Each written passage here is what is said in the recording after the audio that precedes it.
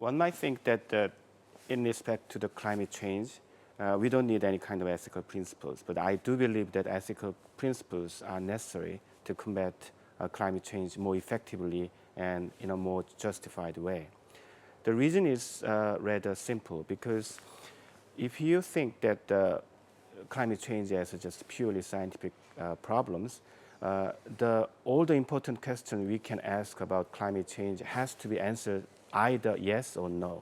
But even when you do agree on this matter in a scientific way, you still have problems to tackle effectively these challenges. And for instance, when we do have a good empirical ground to expect a lot of harms will be done due to this climate change on the people and on environment, on many issues in the world, one might think that, of course, the obvious action to take is to prevent or at least reduce the consequences of these bad consequences, of harmful consequences of climate change.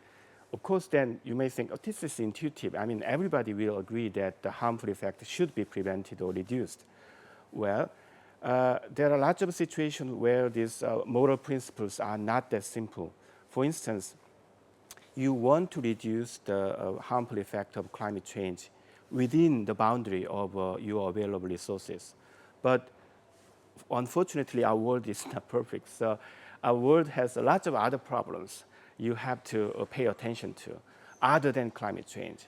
So you have to allocate certain resources, how much resources, in what way to combat climate change, while doing all the other interesting things to be done and all the other harmful effects to be prevented or reduced.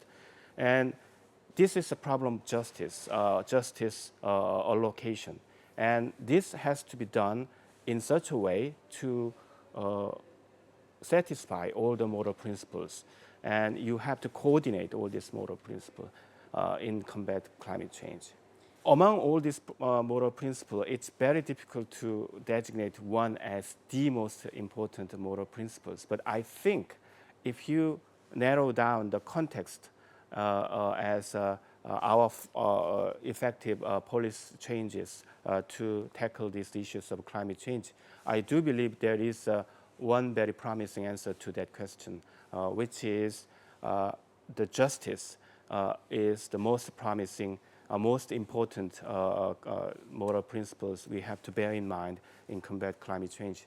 I'm from South Korea, and we have this problem of yellow sand blowing from China and Mongolia every spring, which have a great havoc on the many people's health and all sorts of other problems.